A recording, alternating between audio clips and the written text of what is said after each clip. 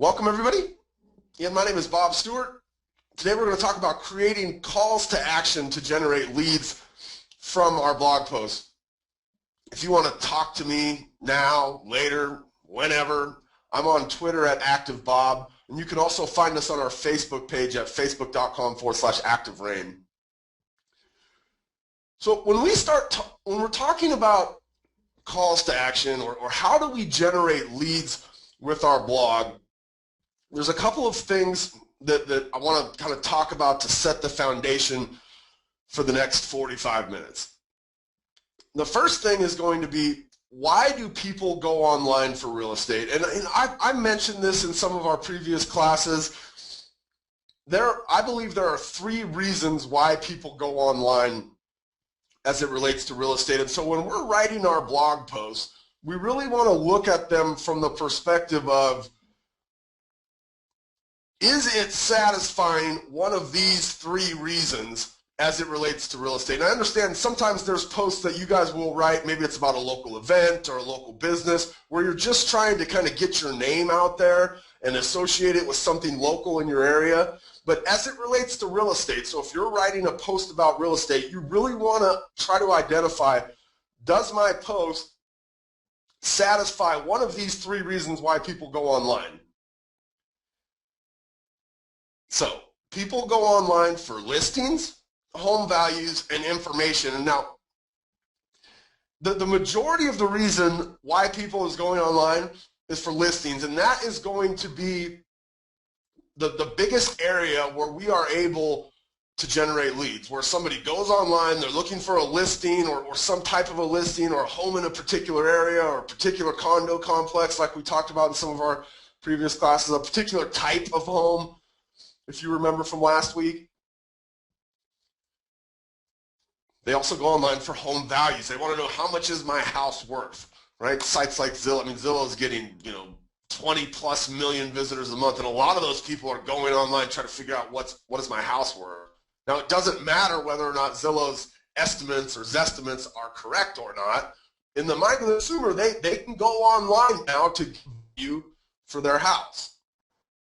Right? The internet tells us everything. This third bucket, information, I realize this becomes a catch-all, right? If they're not going on for listings or for home values, obviously if it's related to real estate, it's about some piece of information. But once we understand kind of the 3 reasons that people go online, then we can start to look at our blog posts and figure out, okay, where in our posts can we get calls to action that satisfy these reasons that people go online. The other thing, and I don't actually have a slide on here for this, but I like to bring this up. The other thing we want to consider, or I want you to consider, is what is the purpose of your website? And when I'm talking about your website, I'm not talking about your blog. I'm talking about I'm talking about the place where you are able to display listings to a consumer. Your IDX is what that's called. Okay, how are you able to take listings out of the MLS and put them on your website so that you're able to give that information to the consumer? And what is the purpose of that site? Now, as it relates to class today, and really, I've had the pleasure over the last number of years of looking at the businesses of some of the top agents. We're talking people that do hundreds of deals a year, but also people that generate hundreds of leads a month. And one of the things that every single one of those people I've had the chance to sit down with and look at their websites and look at their business, every one of them has an innate understanding that the primary purpose of their website, or at least one of the websites they have in their arsenal, is to generate leads. And if you're on a class right now that's about calls to action and lead generation from your blog, you need to have a website in your arsenal that is 100% capable of lead generation. So I'm going to show you some examples today from a market leader website. Listen, guys, I don't care which website you use, right? Market Leader owns ActiveRain. I'm very familiar with their IDX product, so I use it as an example. It doesn't matter if you use them, but you have to have something that operates in the fashion like we're going to talk about, especially as it relates to the listings portion today. So let's talk about that, right? People go online to find listings. We want to make sure that when they find our content, if they were actually interested in listings, and so I realized that as we're writing blog posts, a lot of our blog posts could just fall into that information bucket, right? If we've written about a specific subdivision or a specific condo complex, or like I talked about last week, homes for sale with a basement in Dallas, right? If that's the type of post that we're writing, we want to make sure, because the post itself is serving as information for them, right? They land on the post. If it's about the subdivision, we're giving them all that good evergreen content about the subdivision, what it's like to live here, what are the houses like, what are the lots like, what's going on nearby, what's transportation like, what's the homeowners association like. Just good information. But think about this now. If they went to the search engine and they were looking for homes for sale in XYZ subdivision, and they found our blog post, which is giving them great information about living in this area, if they actually just wanted to see the listings, we got to make it really obvious how they do that, and we got to make sure they can find those very quickly. Okay, so the most obvious way that we're going to introduce them to the listings is going to be through a link. Okay, and then this is not, hopefully for nobody on here, this is not groundbreaking information, right? Oh, you can put a link in a blog post that sends them to find listings. A couple of things about the link that we want to consider. We want the anchor text on the link to be specific. And when we think about back to the SEO class, one of the things we talked about in the SEO class is we want to have a link in our blog post that utilizes our keyword phrase. I'll give you an example here. So this is homes for sale in Seattle's Cedar Park, right? This is a small community or neighborhood inside of Seattle. They've got a link very early in the blog post that utilizes the keyword phrase, so it has that specific anchor text that sends somebody off to actually get listings in Cedar Park. It's above the fold, okay? And what that means is when somebody lands on the page, they don't have to scroll in order to find the path to get listings. It's really important. We have a very short amount of time to capture somebody's attention when they land on our page. So if they've done a query on Google for homes for sale in Seattle Cedar Park, and they land here, and the post itself is going to be evergreen, right? Because today's homes that are on the market are not going to be the same homes that are on the market 6 months from now when somebody finds this, or a year from now when somebody finds this. So we want to give them a path to find the current homes for sale. We don't want to give them the current homes for sale on that page. Otherwise, that makes that page no good a year from now. So it's above the fold, which means they don't have to scroll, and it clearly details what they're going to get. So in this case, people are starting to understand when they see a link, whatever the words that make up the link are is what's going to be on the other side of that link when they click on it. Another thing you want to consider about the link is you need to land them in the exact spot, and you need to get them to the information they wanted in as few of clicks as possible. And then once you land them in that spot, the listings need to be the primary focus of that landing page. And those last three things all brought together, if you can get this right, it will dramatically increase your ability to take traffic from your blog and convert it into a lead on your website. Now, only getting one of these things right, for example, you get the links above the fold, and it's really obvious that they can where to click in order to find the links,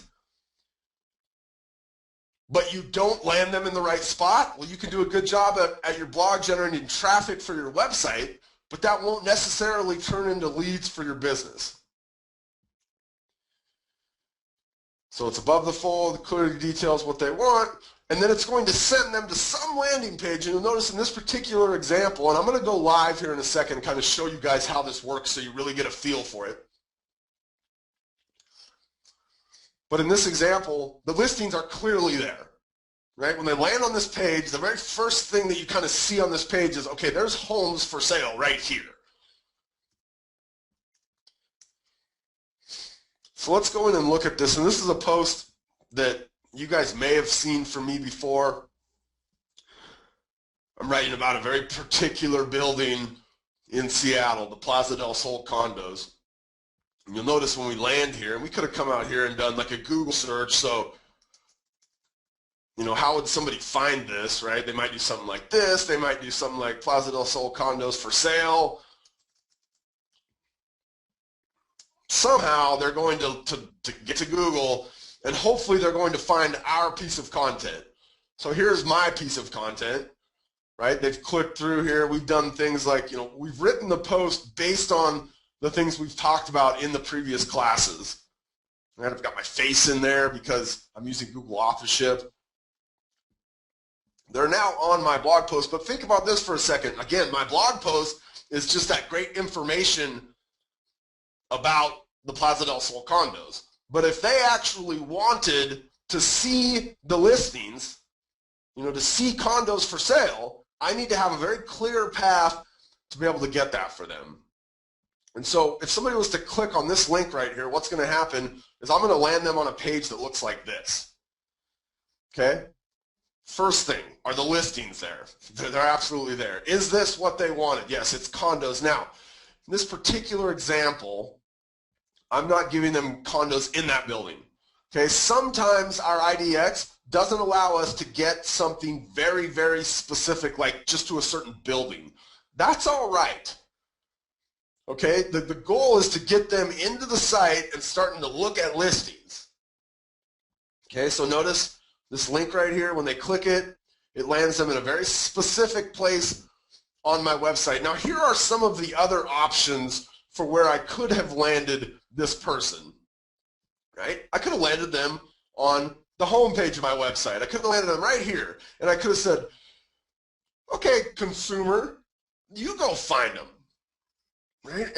And this is already kind of saving what I'm doing here, so it's got a search in here already, but it would have essentially for anybody else looked like this, right? And it wouldn't have even had this. It would have been like all types. It would have been this real general search.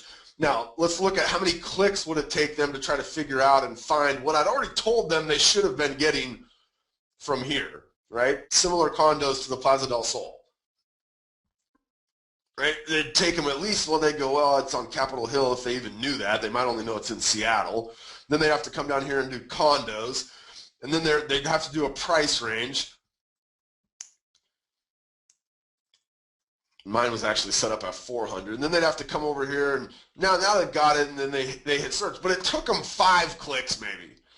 And every single click that we force them to take when they hit our landing page, the higher likelihood they will just leave.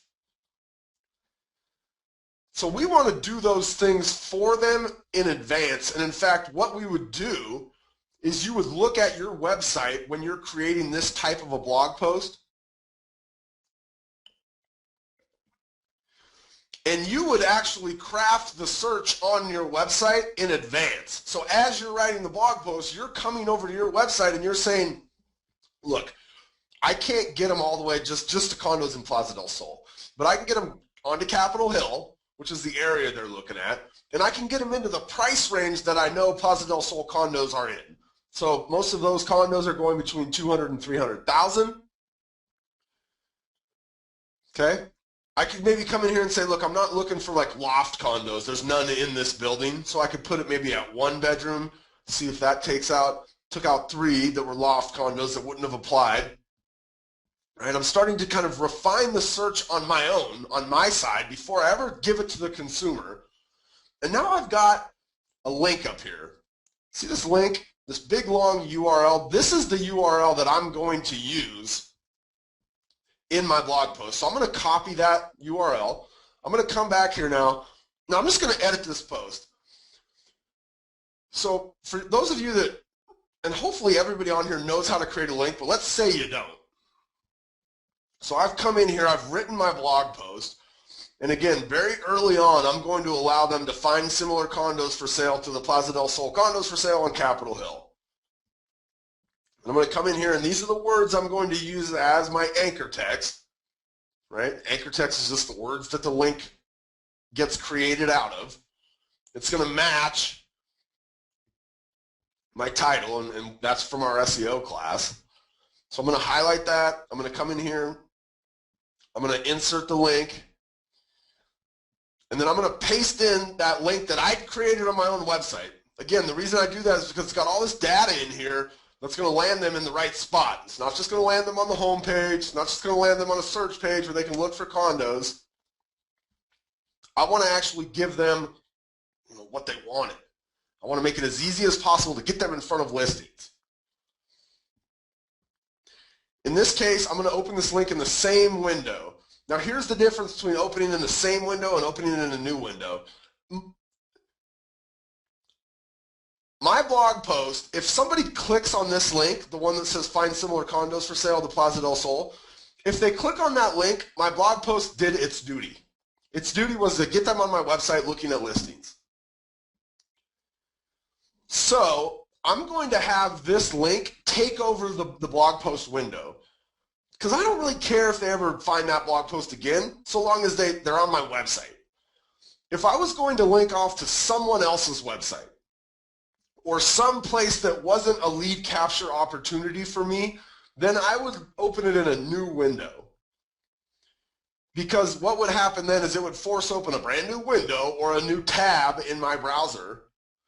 And once they were done looking there and they closed that tab down, my blog post would still be there, because remember, we'd sent them to someone else's website. Maybe we sent them to the homeowners association's website, or maybe we sent them to like just a blog about Capitol Hill if they wanted to know more about what's going on in the area.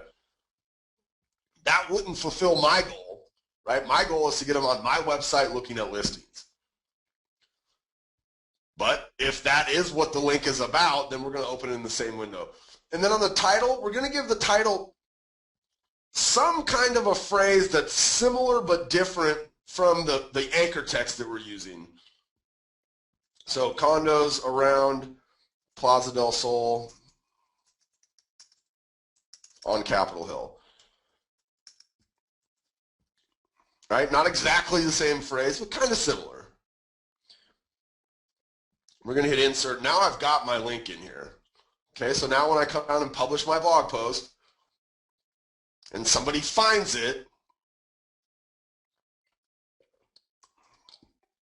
and they click here, notice it took that window over, right? My blog post is essentially gone, and if they get in here and start poking around and looking at condos, right, and heading off, and here's where the lead capture comes in, okay? And in this case, it's just asking for name and email address, and they can continue looking after that, right? If you do not have lead capture on your website, you are going to have a hard time capturing leads, right? The leads you're going to get will be far fewer.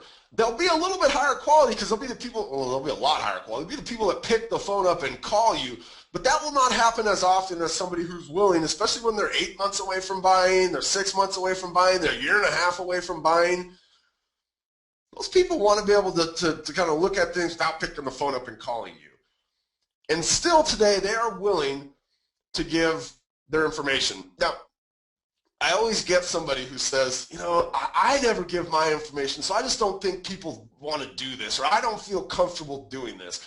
If you don't feel comfortable attempting to get somebody's information in exchange for them to be able to look at your listings, your internet lead generation is not for you. Okay, now I'll show you a couple of other ways later that maybe you can kind of trade information. But this is a fundamental core of generating leads online. The majority of leads that are generated online are done around the idea of people looking for listings. Not too long ago, I was looking for a new car. And I'm one of those people, like, I'm not going to give you my information just to give it to you. But if I'm serious about something, like when I was serious about a new car, I'm willing to exchange my information. And I even realized, especially like with a new car, because I wasn't on like a dealer's website. I was on kind of one of these general websites, and I knew when I put my info in there, it was probably going to go out to 5, 6, 8 people. I was prepared for that because I knew what I wanted. And so you got to have this lead capture opportunity somewhere in your website. And again, these are happening, and now they've got cookies on my machine, so now every time we get in there, it's going to try to get us to upgrade. But essentially, it's letting them see one unit and then it's going to try to get them to upgrade. So we have to have that lead capture potential in there. Some of the other things, you guys need to make sure, and you need to understand how your website works. Like, do you have the ability to create these very unique URLs? If you don't, the best you're going to be able to do is send somebody like to a page like this, like a search page, right? And then again, think about it. Every additional step we make them take is less of a likelihood that they're going to do what we wanted them to do, which was register, give us their name and email address. So that's why landing them on these exact pages where listings are what they wanted and it's what they see is really, really important.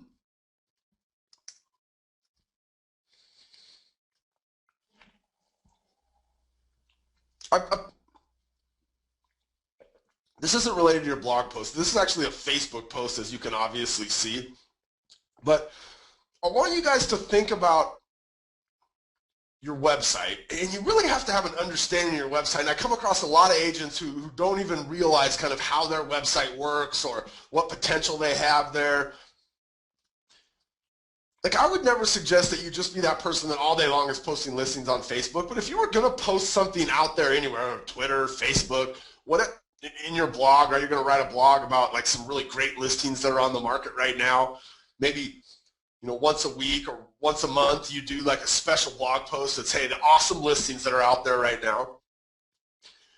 Like in Seattle, to find a 2-bedroom condo for $129,000 is unheard of. Okay, so like this link is a link to a specific page on my website that has just the bank-owned foreclosed condos, or it might even be properties, in Finney Ridge, including a 2-bedroom condo for $129,000. It's a very specific thing, right? This is something that somebody might be interested in, right? Again, the ability to get a condo in this area for $129,000 is crazy. In fact, I'm 100% sure that condo's gone because this is an old example. But look at your website, and again, let's go look at, I want you to think about all of the things that you have the potential to do in here, okay? From our class last week, I used the example of the guy in Dallas who tells me that, man, his most popular post is homes for sale in Dallas with a basement. So if I wanted my most popular post to be homes for sale in Seattle with a basement, and maybe it was going to be, you know, in a certain price range, so I'm going to go up to $500,000. Like, what kind of homes can you get in Seattle with a basement under $500,000? This search right here, so single family, right? Maybe we throw a multifamily in there. We don't want leases or rentals, right? With a basement. That search gives me and it's way too many, obviously, in this case, but that's okay, right? Somebody who was looking for a home for sale in Seattle with a basement would figure out, oh, there's a lot of homes around with a basement, and then they have a chance now to come in here and refine this. But there's lots of opportunities in here, and sometimes the types of posts you might even consider writing could be based on what types of listing feeds you're able to give somebody. So mine, that one we were looking at earlier was Finney Ridge, right? So I might come up here and do Finney Ridge, give them condos, single family, and multifamily. We're just going to do foreclosures, right? And we might even open this up and have no price range in here. So this search would be for homes for sale or foreclosed homes for sale, Finney Ridge, Seattle. And again, we're getting earlier there was 7. There's still 7. Let's see. I doubt that $129,000 condo's there. Ooh, but look, there's an $89,000 condo. It's only 1 bedroom, right? But these are the foreclosures. So you can see how doing a post about, you know, foreclosures on Finney Ridge, and I could have this really clear call to action in there where they're looking at just the 7 foreclosed homes in Finney Ridge right now. Okay, some other ways. So the link is the most obvious, and all of your posts should absolutely have that link, you know, back to your website. And again, hopefully your website has this capacity in it, right? This ability to create these customized searches, to have links now that you can send people back to. But sometimes it might not just be the link. Sometimes we could use like an image. Okay, these are 2 images that I created at a site called ipicky.com. Carrie will send you that link out right now, but it's just, you can see it on the page, ipiccy.com, ipicky.com. These things are super easy to create. The first time you create one of them might take you, 10 or 15 minutes to kind of get the feel for it. I created each of these in like 4 minutes.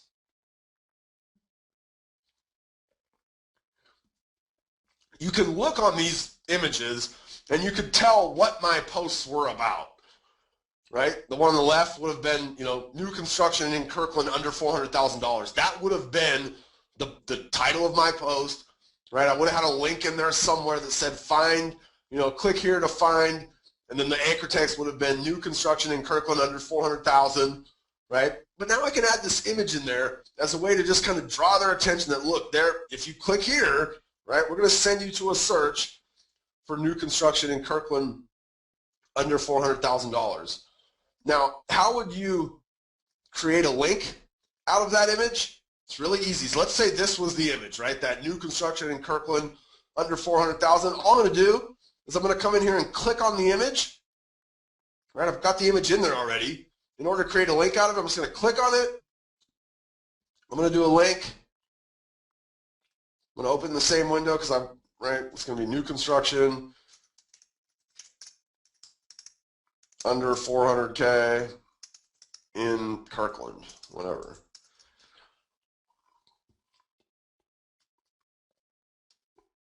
Now that becomes a link, right? Come down here and post my blog. My image now is a link.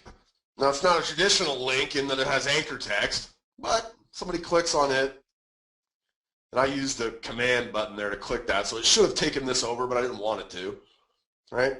I'm off here to whatever that image told me I was going to get.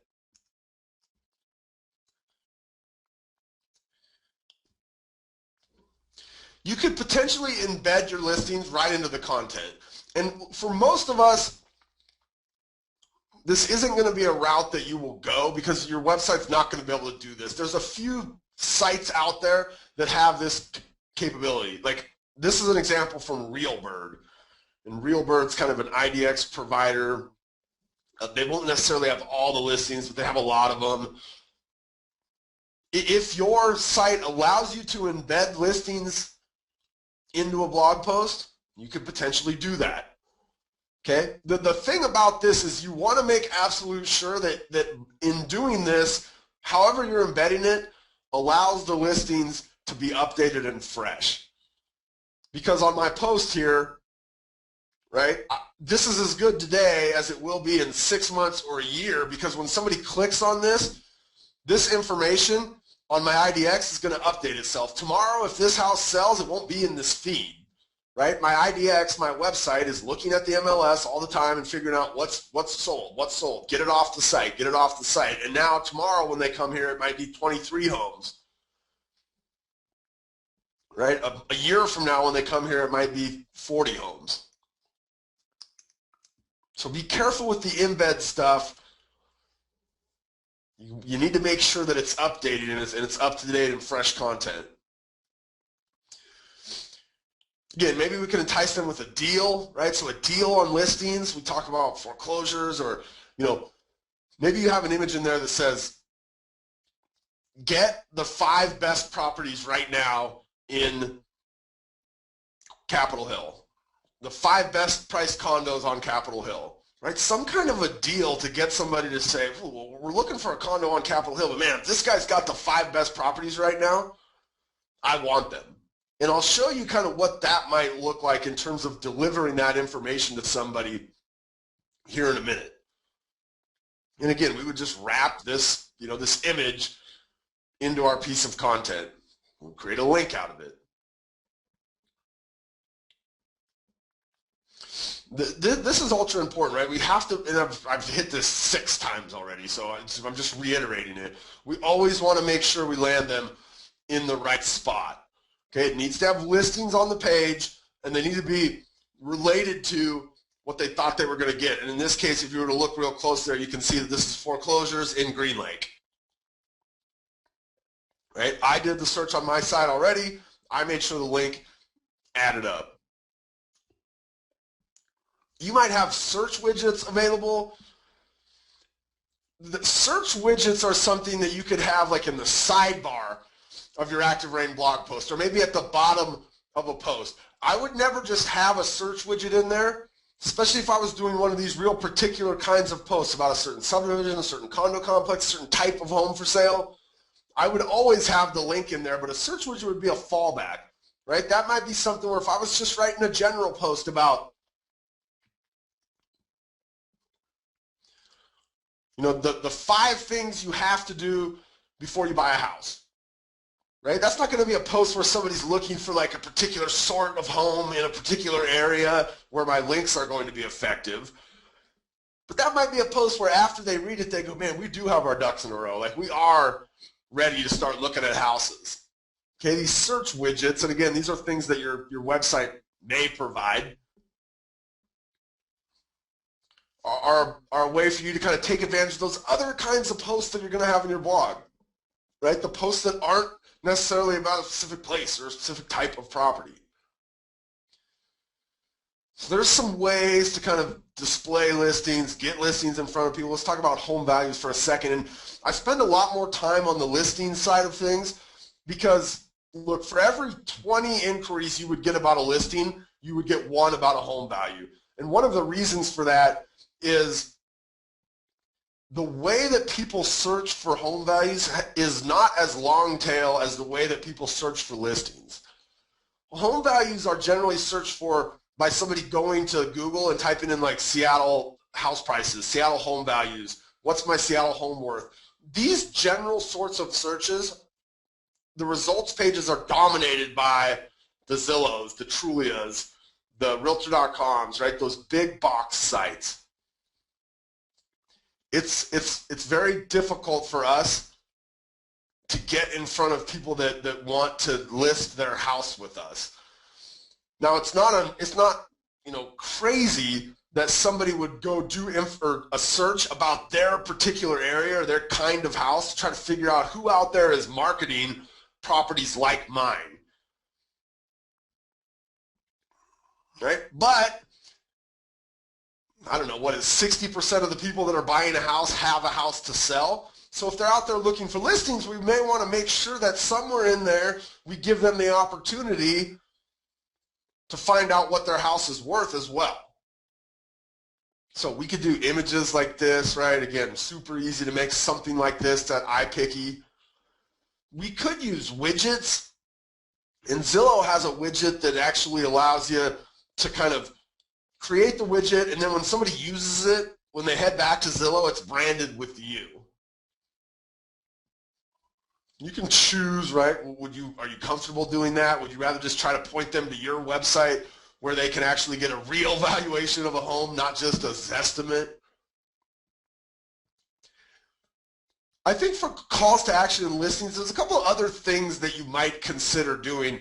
And I really like that there's a guy, this guy's name is Sunny Kwan, and he's got a couple of blog posts where he's kind of talking about things related to listings, and in those blog posts he will embed a video with his listing presentation in it.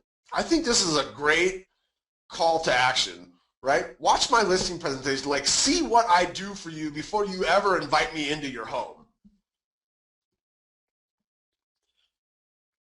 I think this is a really, really awesome idea for a call to action, right? I mean, it's letting them know this is the job that I'm going to do for you. And he's using an iPad, his is slick, and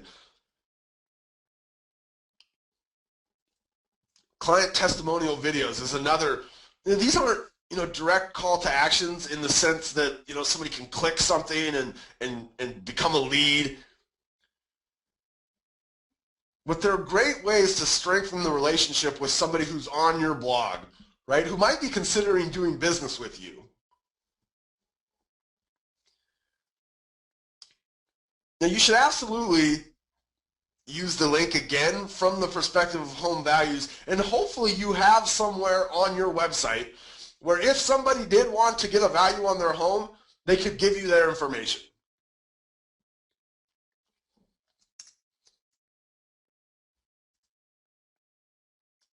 And you notice in here I have something kind of towards the top of the page. Hey, if you want to get the value of your Seattle home or condo, right? Go here. And where does this go? It's going to go to this what is my home worth page, right? This sell page on my website, where again, somebody can give me their contact information to figure out what their house is worth. Right? These kinds of pages on our website, these landing pages, these that have the potential for lead capture are ultra important on your website. And again, it goes back to thinking, well, what is the purpose of my website? If the purpose is for lead generation, I need to have these kinds of pages.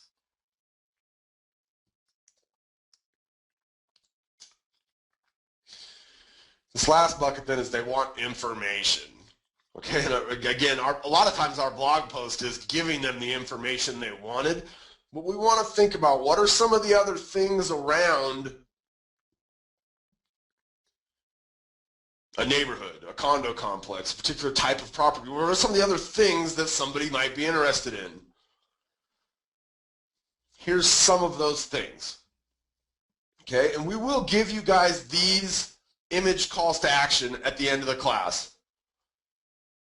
Okay, we created these for you guys to be able to use. So visit my website for free school reports, right? Dreaming of different neighbors, get free community reports, right? We created a couple of these images that you guys can use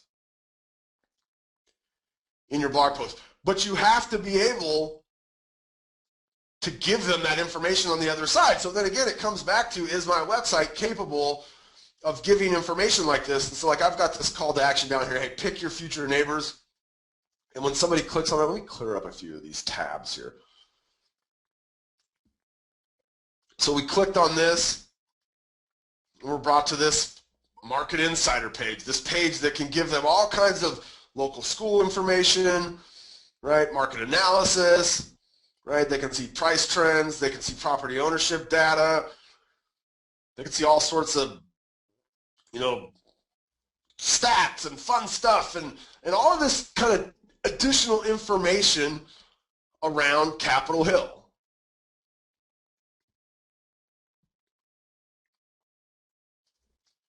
Right? Again, what kind of tools does your website have? Because this all comes back to your website. Okay? On your blog, right, your primary way to get somebody to contact you is pick the phone up and call you. You have to have these tools that are capable of driving people back to your website and hopefully getting them to convert into a lead. Now, you could actually have forms that you drive someone to. And these forms were created out of a site called Wufoo. And they are super easy to create. Wufoo.com, again, it's one of those things where the first time you go in there, it might take you 15 minutes to create your first form in Wufoo, right? It might take you 25 or 30 minutes to really get it looking like you want it to look. The next time you come back, it's going to be a heck of a lot easier. Okay, what would we do with these forms? Well, I've got one in here. I just plopped it in the blog post, right? What Wufoo will do is it will give me a piece of code, a piece of HTML code. And then I can take that and plop it in here. So what does that look like? Well, here's Wufoo. So from my Wufoo homepage here, I've got my, where is it? Ask a question about Plaza del Sol form that I built, right? And then it just gives me some code that I can come in here and I want the embed code, and I can grab this little iframe version of the embed code. And I can come in here and now I'm going to open the HTML portion. So this is getting a little bit advanced, but so here's the HTML of my blog post. And down here at the very bottom, we see this form, right? And I would have just pasted in the form that they gave me. Hit update. My form's actually going to come out really big and crazy, and I go, oh, yeah, that's way too big. Let me go back here. I don't want that thing that big. I'm going to come in here and somewhere it gives me a, oh, that's the forms down here. The width, instead of at 100% of the page, I'm going to make it at 50% of the page, and I'm going to center it. And I can do this because I know enough HTML to be dangerous. See that? That's the tag for center. Then at the end, I'm going to end that center tag like that. Boom. Hit update. Now I've got a form that's 50% of the width of the page. It's centered. I come down here and post it.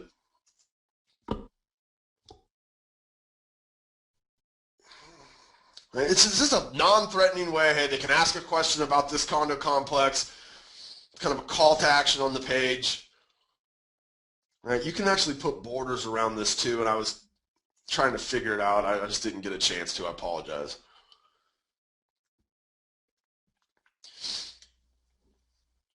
Somebody asked me, somebody sent me an email yesterday, and hopefully she's on the call today, and she said, can you talk about some of the buzzwords that I might consider using in my blog to get people to take action?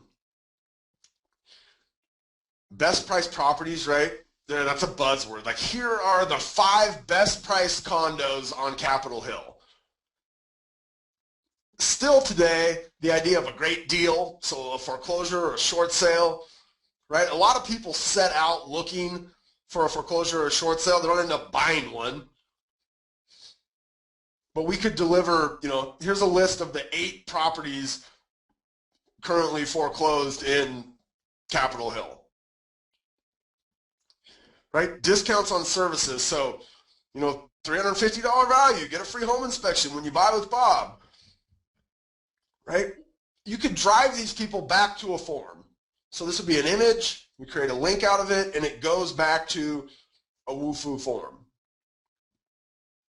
Right? Learn about hot listings before they hit the market. Free resources. So if you guys have like PDFs or really anything in your business that can be turned into a PDF, that's a great resource. Right? People want these resources. They're out there looking for these resources, so maybe it's a short sale guide. I want you to think about how you could actually deliver that to someone through your blog. And here's one way you could do that. You could allow them to download a PDF. There's a couple of steps here, but essentially you have the PDF, right? So you've created your short sale guide. You would need to host that somewhere. And that somewhere would need to be a place that allows you to have a link for somebody to download it. Now, we use a site called Wistia. So like when you guys have the action items from each of the classes we've done, we'll drive you to a Wistia page that has a download function at the top. That's where you download the PDF. So you take your short sale guide, you place it on Wistia, you've now got a URL, then you're going to create a form, right? A WooFoo form. It's going to say, get my free short sale guide. And it's going to ask for their name and their email address. When they hit submit on that form, then there's a couple of ways you can create these WooFoo forms. I'll show you.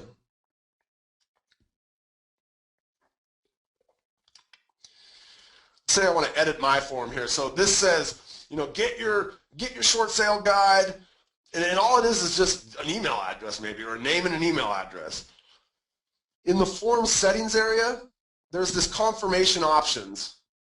So I could show them text, or I could just redirect them to where the form is actually at, right? So they're going to give me their email address. When they hit submit, I'm going to redirect them to, myform.com/short sale guide. Whatever the URL is of where that person needs to go, that's what I'm going to put in there. So let's save it. Right? So now this form, when somebody filled it out for my short sale guide and gave me their email address and hit submit, they would be redirected to that page that had my short sale guide available for download on it. So 3 easy steps to allowing somebody to download a PDF. And think about, what could you allow somebody to download? Maybe it could be that list of the 5 best properties for sale today. Right? And that'd be something you'd have to upload or keep up on. Maybe you just change the form. A week from now, you change it to the new URL of the page that's hosting that new 5 new properties.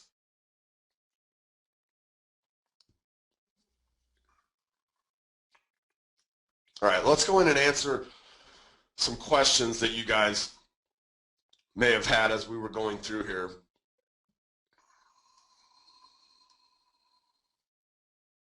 Somebody asked, who is the Watch My Listing Presentations guy? I'll show you real quick.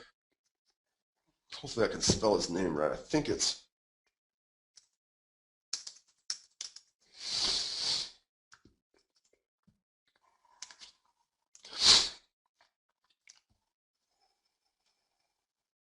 this is him, Sonny Kwan. He's got all kinds of videos in here.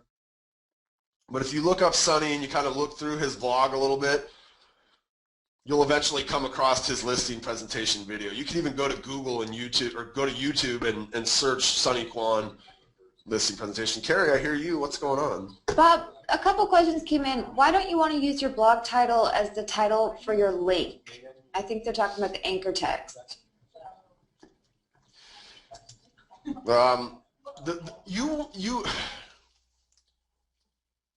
There's a thing called a link profile, and so when you're linking back to a page, there's a couple of signals that you're sending the search engine about the page you're linking to. One of the signals is the anchor text itself. The other signal is the link title.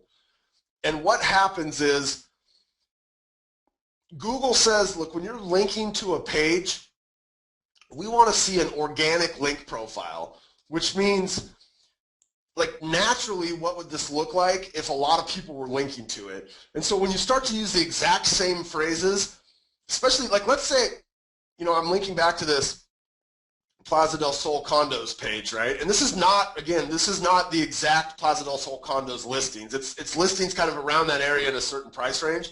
So if I do a similar one for 5 other condos and I use this same link back, I want to have a really broad profile of the words and the phrases that are pointing back and sending signals to this page. And so you don't use the exact same phrase because it looks manufactured, and it is manufactured, right? But you want it to just kind of be natural, and it wouldn't be natural that you'd have the exact same phrase every time. Tom says, I heard that Google is starting to devalue specific anchor text. What do you think? Tom, there may be something to that. Here's what I would say. They're going to do that as they bring other signals up, right? And first off, Google never sends emails out to anybody, because if they do, I would absolutely be on that list, that says, hey, here's what we're doing. They just do stuff, and then you got all these people out there that try to figure it out and look at it, and you know, sites like SEO Moz, that is a community of search engine experts who really, they go in and analyze it to the best that they can, but Google never tells us what they're doing. If they're devaluing anchor text, it's not like they're taking this and saying, well, that's not valuable anymore. They're saying we're going to put a little less precedent on that in lieu of giving precedence to something else. And I don't know, what is that something else? It might be a social sharing signal, right? Where they say, well, how many times was something tweeted, or how many times did this, you know, this page get retweeted or shared on Facebook, or put in Google Plus, or right? So it's not like if they're devaluing something, it's because they're increasing value on something else. Links are absolutely still important. They're still one of the fundamentals of what Google looks at to judge a website. I mean, that's kind of that's their bread and butter in a lot of ways.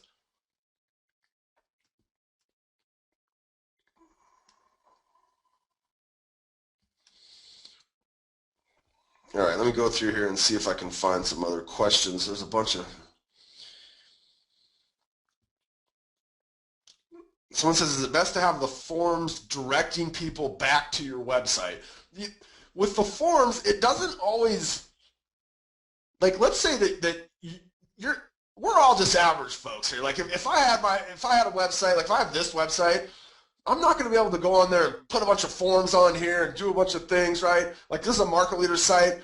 These sites are very clean for lead generation. They don't allow me to add a form. Fine, I need to figure out where can I host a form, right? Wistia would be a good example. Like Google Docs will allow you to host forms that you can give URLs to people. So in that case, like my form, my Wufoo form that got embedded in my blog, right? It might send somebody to Wistia to get the download, right? But I'm always trading it for their email address. So now, even though they didn't land on my website and become a lead in that fashion, I've got their contact information, right? I sent them to Wistia. I mean, this is dumb to say, but I could send them to CNN.com at that point. I wouldn't want to because it's not a good, it's not a good experience for them. But I've got their email address, and then I'm obviously exchanging it for whatever's on the other side of that form. Dropbox, that's a great example. Jeej says, Dropbox, another place where you could host these kinds of forms. Absolutely. Brenda says, where can I find the blogging blueprint stuff from previous classes? So I'll give you a couple of links here, and Carrie can actually share these guys with you in the chat. ActiveRain.com/bootcamp is going to get you recordings. Ooh, Michelle, we lost our recordings here too, just FYI. Oh, that hurts me. This page later today will have recordings for all 3 of the classes in the bootcamp series. For the blueprint stuff, and for those of you guys that aren't familiar with ActiveRain.com/blogging-blueprint. This page right here has links to each of the different blueprint classes that we've done. So we've done one about condo complexes, like how do you write that post that I did about Plaza del Sol condos? What things do you need to think about? How do you write about local events and local businesses? Neighborhoods and subdivisions. How do you write a market report? If you want to blog about your listing, what's the best way to do it? How do you write a blog post that's answering frequently asked questions? These are some of the blueprint classes that we've done, and each of these links has a video where, unfortunately, you have to listen to me talk about how to build a blog post out that's about these particular things. And these are really the fundamental sorts of posts for a real estate business. Right? Blogging about subdivisions and condo complexes, these local businesses and local events, neighborhood or market reports, blogging about your listings, frequently asked questions.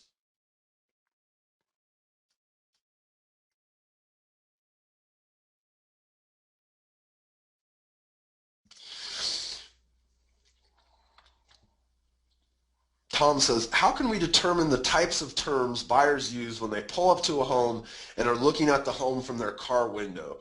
Would these terms be different than those that they use when they are at home in front of their computer? Tom, I think in that respect, if somebody pulls up to a listing, I don't necessarily know that they're searching Google to try to find that listing as much as they're utilizing the information on the sign. So in that regard, I think I drive around, you guys probably do this too. You drive around your market, you look at the signs that are out there. I don't sell real estate, so I probably don't do it as much as you guys, but I'm very in tune as I drive by a real estate sign. And in fact, my girlfriend and I were out looking, we were in Santa Cruz last weekend, and we were driving through and looking at houses, and I was shocked at the number of houses that really gave me no other option than to call, right? Like I wanted to be able to text and get the information. We were picking up flyers, but if there wasn't a flyer there, I literally wanted to be able to text and get the information about the flyer. Why don't they have that type of thing? So Tom, I don't think people are sitting in front of signs and Googling things as much as they're using apps. So I had the Zillow app up the whole time I'm driving around looking at places, and if they didn't have a flyer, right, I'm dialing in my Zillow app and I'm looking to see if it is listed on Zillow, can I find it? If there was a text call capture type of a thing there, text to lead sort of deal, I would have been texting. I absolutely would have been texting. I'm totally willing to give them my phone number because I wanted to know the information about this house.